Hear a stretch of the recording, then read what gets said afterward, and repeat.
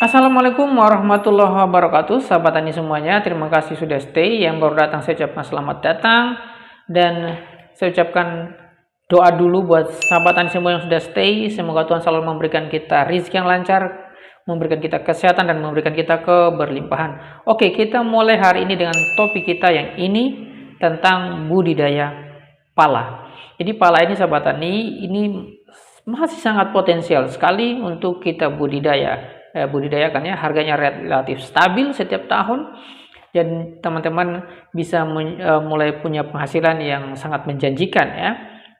Oke, kita masuk ke potensi penghasilan per hektarnya. Pala atau Marexitica fragrans ini adalah salah satu tanaman yang memang favorit untuk rempah-rempah dan mempunyai nilai yang tinggi ya, seperti itu, yang memang sudah sangat terkenal dari zaman kolonial dulu. Kalau zaman kolonial dulu memang harganya sangat mahal. Itu harganya balance dengan harga emas. Jadi di pasar Eropa itu 1 kilonya sama dengan 1 kilo emas di pasar Eropa, seperti itu. Makanya orang kolonial itu datang sampai ke Indonesia seperti itu untuk mencari sumber rempah-rempah biar bisa beli dengan harga yang sangat murah, kemudian bisa menjual dengan harga yang sangat mahal. Oke, kita bahas yang sekarang aja, jangan bahas kolonial. Jadi harga pala itu berkisar 100 sampai dengan 150 per kilogram. Sementara harga fully atau kulit bijinya atau bunga bijinya itu bisa disebut juga dengan bunga pala, itu bisa mencapai 200 sampai 300 ribu per kilogram. Dengan produksi biji pala ya rata-rata 2 sampai dengan 3 ton per hektar. Dan fully atau bunga palanya itu atau kulit biji pala itu, bukan kulit buah ya, tapi kulit biji ya, ini sekitar 250 sampai 500 kg per hektar ya. Jadi potensi total per tahunnya itu sekitar 300 juta sampai dengan 600 juta per tahun per hektarnya ya. Jadi yang mau pensiun ya, dan mungkin mulai berpikir untuk mempertimbangkan budidaya pala. Nah, kemudian kabar baiknya ya, pala ini musim panen besarnya itu ada 3 kali ya. Tapi di antara musim ke musim, antara setiap 4 bulan itu ada buah celah ya. Buah celah itu buah sisipan ya, buah yang terus ada. Jadi buah itu terus ada sehingga teman-teman sambil menunggu 4 bulan untuk panen, itu teman-teman bisa panen dalam jumlah kecil secara berkelanjutan setiap 1 minggu sekali ya. Artinya kalau kita tanam itu untuk menunggu 4 bulan panen besar, itu untuk makan sehari-hari, paling enggak setiap minggu kita masih bisa dapat hasil dari situ untuk makan kita sehari-hari. Jadi sahabat tani bisa mulai kayaknya mempertimbangkan deh ya untuk mulai budidaya pala sebagai hasil komoditas untuk jaminan pensiunnya ya. Oke. Nah, pala ini sebenarnya dia bisa hidup dari mulai 0 mdpl ya sampai dengan 1000 mdpl. Nah, seperti itu. Nah, pala ini memang sahabat tani bisa membudidayakan pala ini sebenarnya mudah ya, tapi juga tidak terlalu mudah ya. Tidak terlalu mudahnya di mana? Di awal. Nah, di awal ini usahakan untuk penanaman di musim hujan ya. Jangan sampai di musim kemarau. Kalau di musim kemarau ini rawan sekali untuk mati ya. Mungkin bisa ya, asal teman-teman siap untuk mulai menyiram terus-menerus di pagi dan sore dengan jumlah air yang banyak ya, dengan kelembaban yang cukup ya. Tapi kalau dengan air hujan atau musim hujan, maka tidak perlu disiram dan juga potensi untuk tumbuh itu lebih tinggi. Oke, kemudian persiapan lahan ya, batu, akar-akar kayu ini dibersihkan ya, kemudian pembuatan gali penanaman seperti itu ya, dibersihkan, dilakukan penggemburan ya. Nah, untuk penanamannya lakukan penggemburan itu tidak seluruhnya lahan itu, tapi berikan penggemburan tanah hanya pada lubang tanam dengan diameter sekitar 1 meter dari titik fokusnya ya.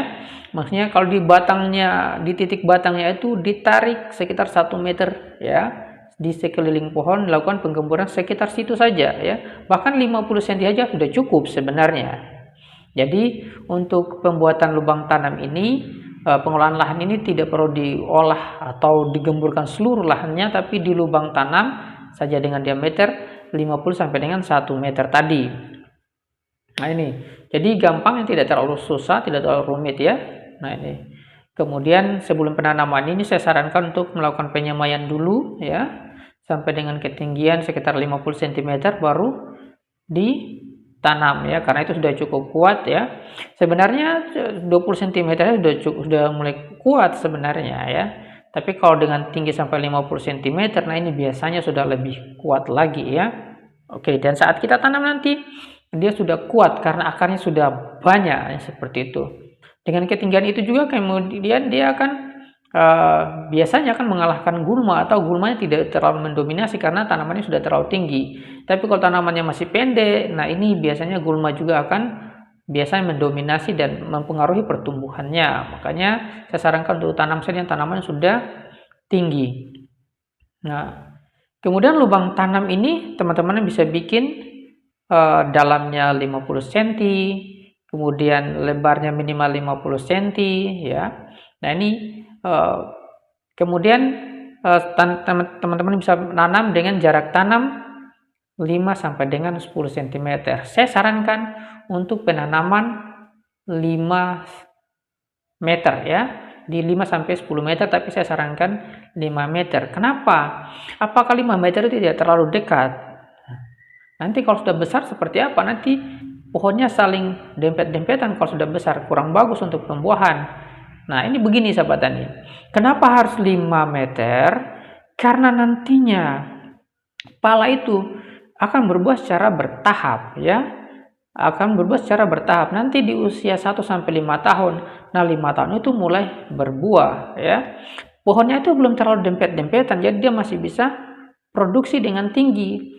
Nanti kalau di usia 10 tahun sampai 20 tahun, barulah pohonnya ini besar dan dia dempet-dempetan. Kalau sudah dempet-dempetan seperti itu, maka lakukan penjarangan dengan menebang setiap 5 meter tadi ya. Nah, karena setiap satu pohon itu ditebang setiap 5 meter, maka nanti kita dapatkan jarak dengan 10 cm, yang mana ini jarak ideal untuk pohon yang sudah dewasa. Jadi tanam di awal itu dengan jarak 5 meter. Jadi lebih maksimal ya, kalau kita tanam di jarak 5 meter ini, hasilnya akan maksimal. Kenapa? Karena nantinya ya, di usia 5 sampai dengan 10 tahun itu dia menghasilkan ya, misalkan 1 hektar dengan jarak 5 meter, maka kita ada tanam 400 pohon. Nah, kalau misalkan kita tanam langsung 10 meter, maka kita hanya tanam 200 pohon saja ya, yang harusnya kita masih bisa panen di usia 5 sampai dengan 10 tahun ya. Artinya kita panen 200 pohon, karena total pohonnya 400 pohon dengan jarak 5 meter itu, maka kita panen 400 pohon. Tapi kalau kita tanam 10 meter, maka dari usia 5 sampai 10 tahun tadi kita hanya panen 200 pohon saja. Kan ini mubazir sebanyak 200 pohon. Nah itu. Makanya kita tanam dengan jarak 5 meter. Nanti kalau di usia 10 sampai dengan 20 tahun itu dia sudah besar, pohonnya dempet-dempetan, monggo lakukan penjarangan dengan menebang setiap pohon di jarak 5 meter sehingga dia mendapatkan jarak pohon menjadi 10 cm.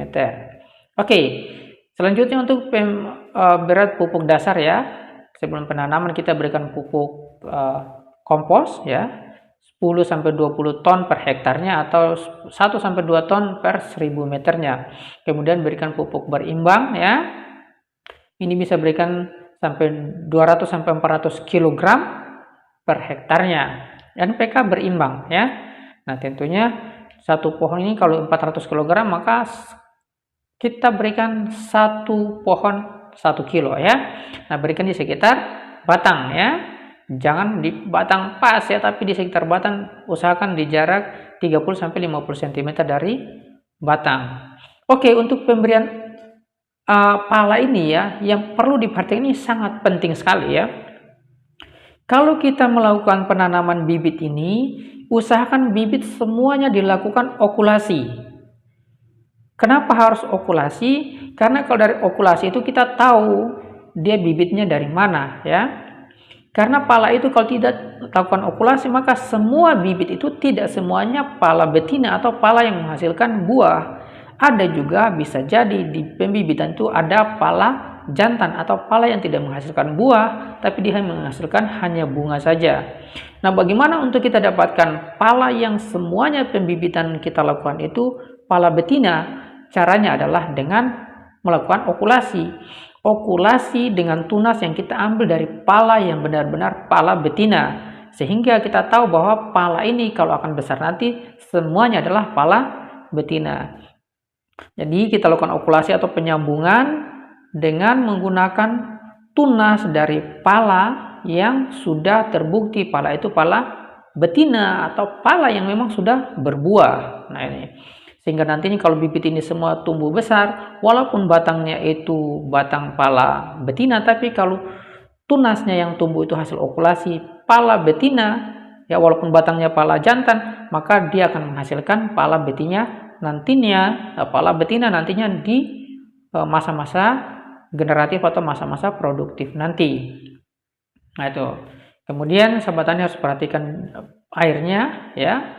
Nah, air ini memang penting sekali supaya diberikan, terutama kalau musim kemarau di saat-saat pertumbuhan tadi, ya. Makanya saya sarankan di musim hujan saja saat penanamannya.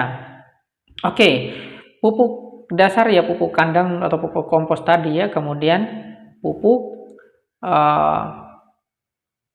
pupuk kimia ya sebanyak sekitar 200 sampai 400 kilo per hektar. Oke, nah ini ada satu tips nih buat sahabat tani semuanya, ya. Sebenarnya pala ini adalah tanaman hutan, ya. Jadi kalau teman-teman mau melakukan penanaman pala tanpa pemberian pupuk itu bisa sangat bisa, ya. Sangat bisa sekali karena dia merupakan tanaman hutan, maka kita bisa melakukan pola dengan penanaman pala dengan cara hutan, ya. Artinya kita tanam tidak perlu memberikan pupuk. Nah, itu.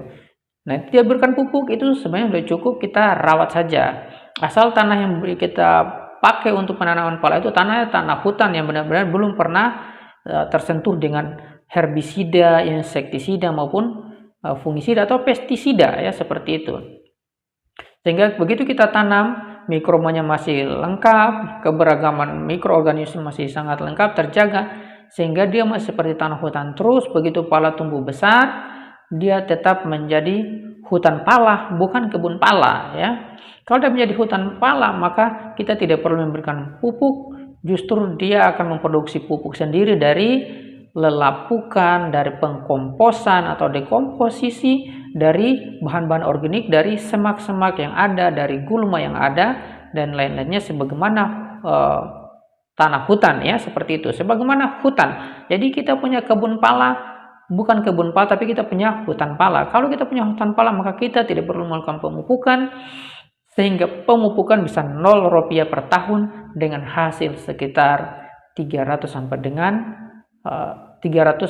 bisa sampai dengan 400 juta per tahun, seperti itu. Oke, di masa-masa seperti ini sahabat tani sebenarnya kalau masa-masa generatif, ya, masa-masa generatif nanti sahabat tani bisa memberikan pupuk generatif. Itu kalau teman-teman menanam pala, ya, di tanah yang tidak menggunakan pola tanah hutan tadi, ya.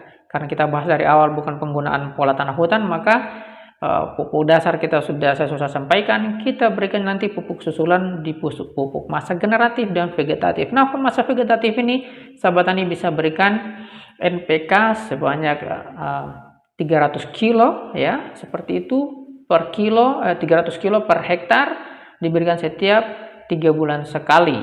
Nah, ini. Kemudian nantinya di masa-masa generatif nanti, ya, dimulai usia 5 tahun.